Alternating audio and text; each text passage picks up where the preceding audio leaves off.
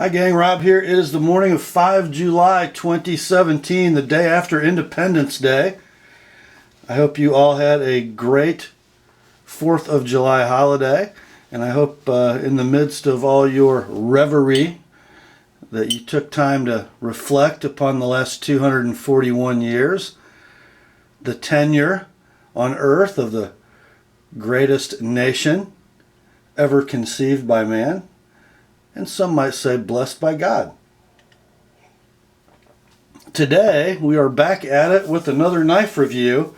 You'll remember on Monday we looked at a couple of EDC knives from True Saber Ltd. In Central Ohio, the creation of one Todd Walensky.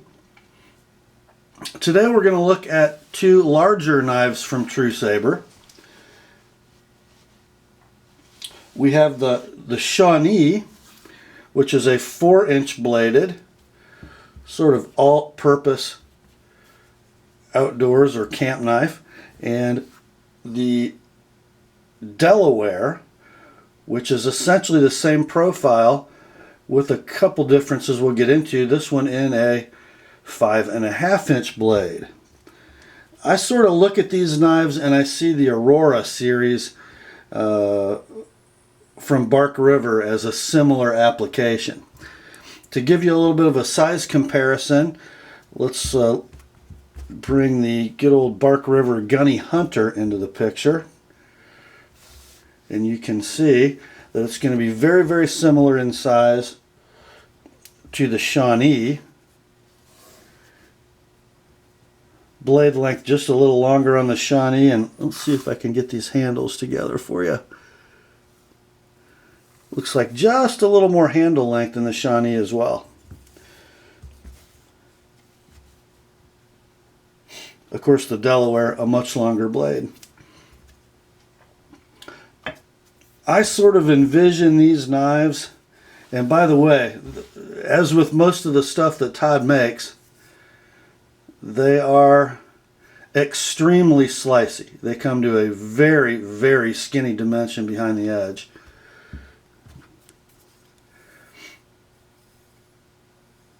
They are made to cut. A very high and very thin convex grind, but still with enough spine, enough flat dimension to give you a lot of strength and toughness in the knives.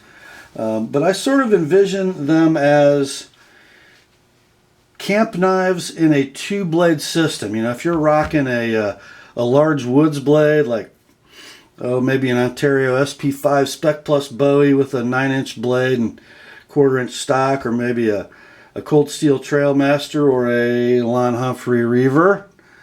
You know, if you're doing your big wood tasks with those knives and you need something that's going to be able to do fine work, like, you know, notching tent stakes or cutting feather sticks, even splitting small kindling, as well as taking care of your food prep around the campsite, I really, really like both of these knives because they're cutters. They are slicey, and I really, really appreciate that. So let's take a look at them together and talk about what they share, and then we'll look at them separately to go over what's different. First of all, both of them use Crucible CPM 154 steel. We talked about this in Monday's video on the EDC blades. It is a stainless particle metallurgy steel, the CPM equivalent of 154 cm. What that gets you is a nice fine grain structure, excellent corrosion protection, an ability to take an extremely keen edge and hold on to it for a more than adequate length of time. It's not going to have the edge retention of an S30V, certainly not an M390 or an S110V, but still much more than adequate and easy enough to resharpen that if you sharpen knives you just don't care. Just a great all-around steel. Blade thickness, a little difference here.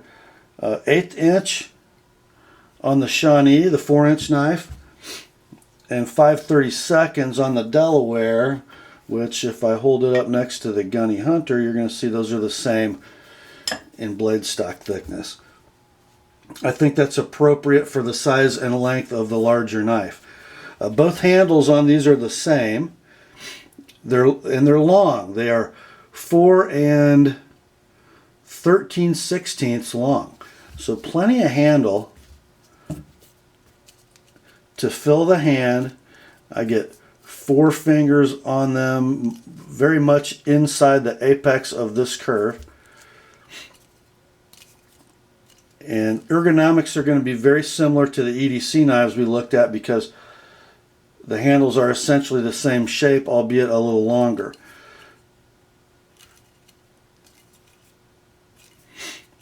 And what I like about these handles is they're so comfortable. There's just not a hot spot anywhere to be found. And they excel in a variety of grips. You know, in the Saber grip,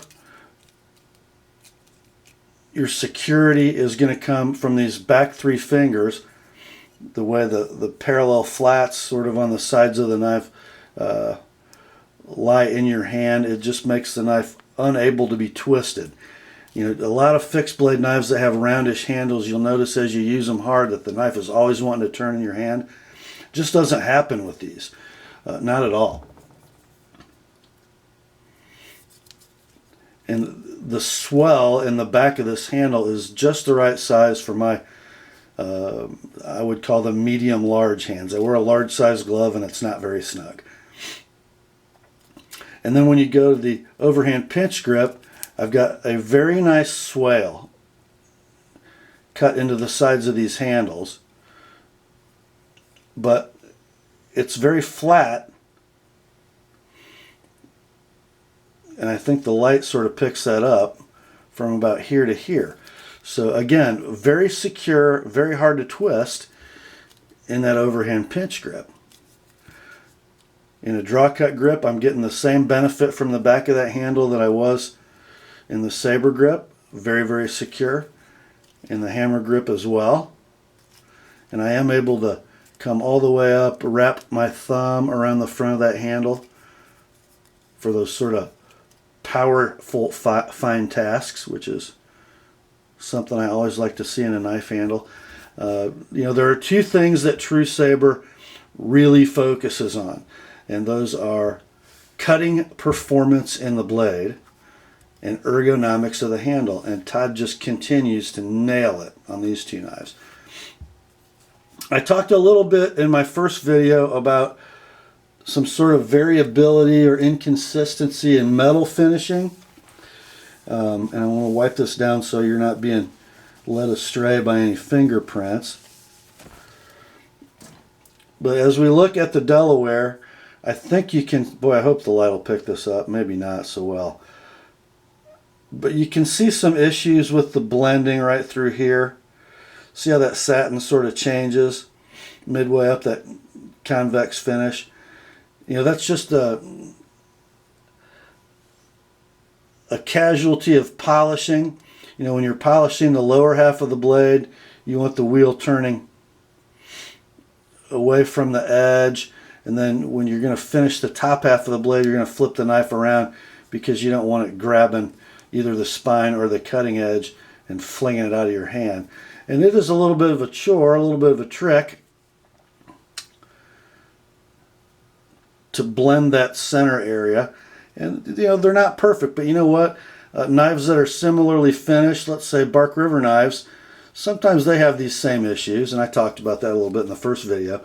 I left the big knife, the Delaware, in its factory state, and then this is the Shawnee that I have sharpened, just to, not to say that my metal finishing after sharpening is perfect, but just to note that it changes anyway.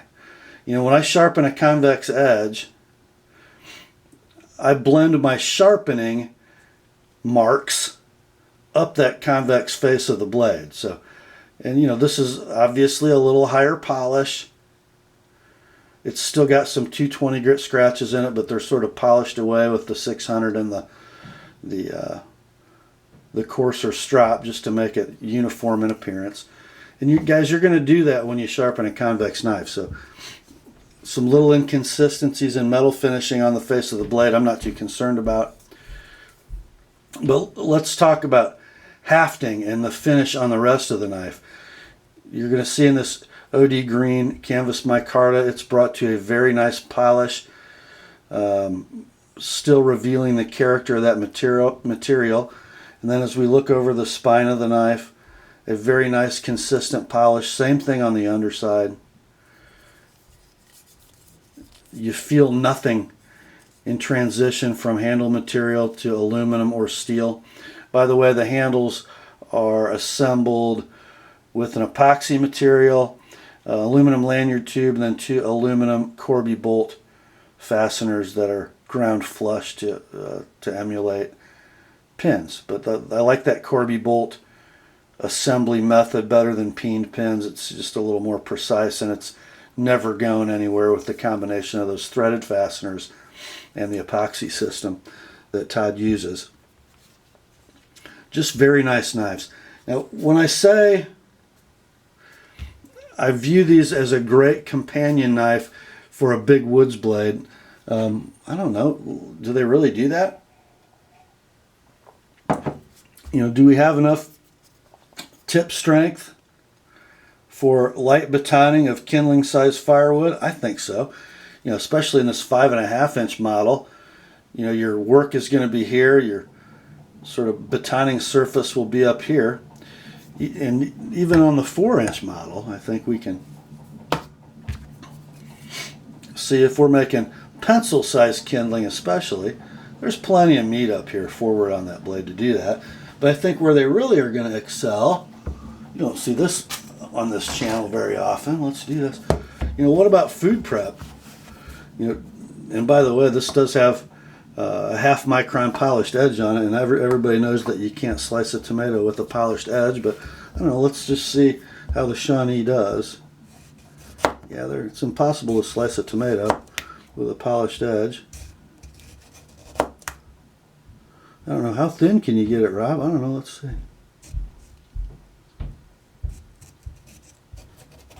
I don't know, is that thin enough? Maybe. Man, I'm hungry. Time for breakfast. I love tomatoes. And it's kind of hard to see what you're doing when you're slicing through a camera. Man, delicious. Hang on, guys, I gotta get something to wipe.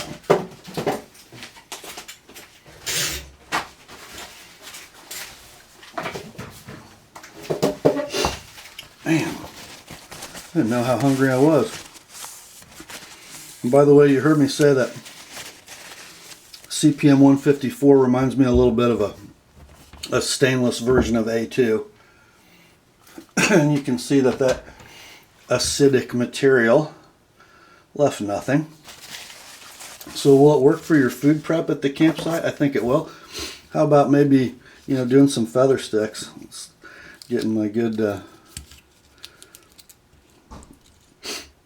overhand grip here. Uh-oh, my background is moving.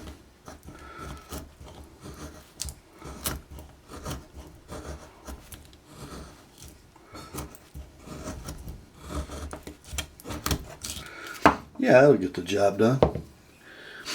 What if I wanted to just go ahead and notch that for some tent stakes?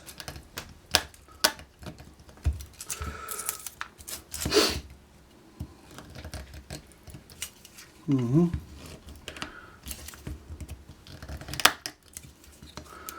we're getting somewhere.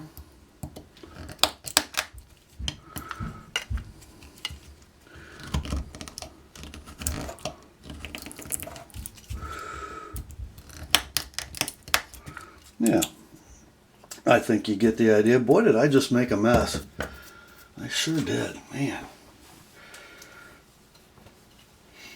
You'd think I'd select a more appropriate environment in which to do this. Now, I don't know, does it hold on to its edge after doing a little work?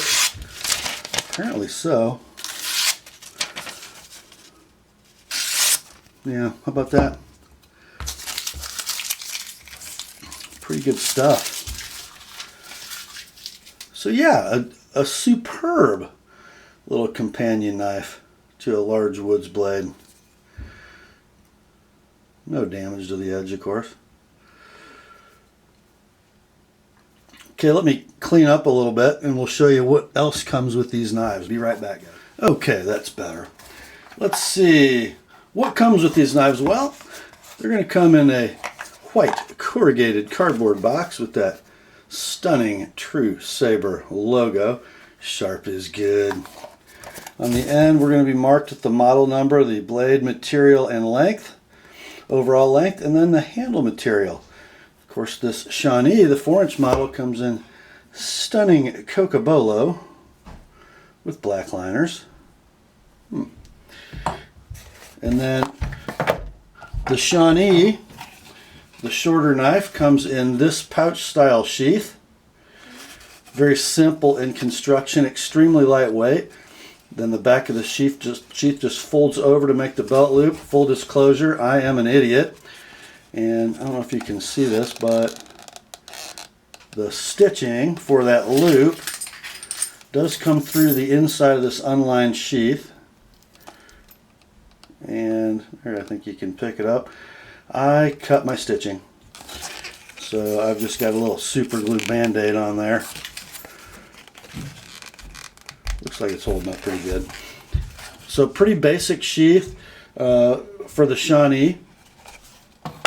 And then the Delaware, the 5.5-inch blade, comes with this ambidextrous symmetrical sheath with no internal stitching. It's lined. A little heavier duty, more well finished sheath with fire steel loop, and then it's going to give you the option for vertical carry, or if you use this cut and this cut, this will allow you to come through your belt with an angle and give you a cross draw capability. So I really like this sheath. Even some sort of riveted holes, and you could use paracord to lash this to something if you'd like. Just a really nicely made sheath embossed with the True Saber logo. Okay, so those are your sheath options. Again, really nice work from Todd. And one area that I did notice on the larger blades that was done quite a bit better than the EDC blades we looked at.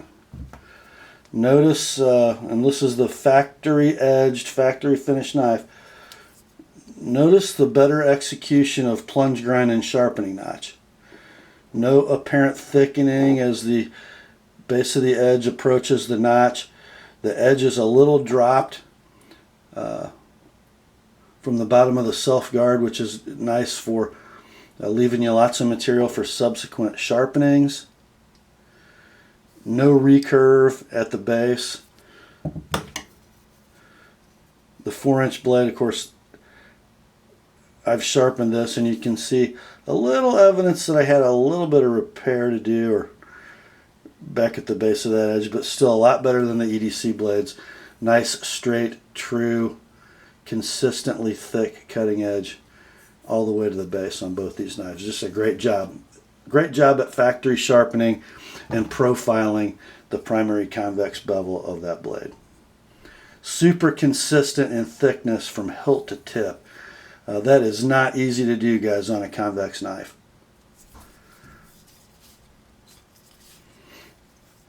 Super nice work. I mean, just beautiful. These knives, guys, as with all other True Saber products, available at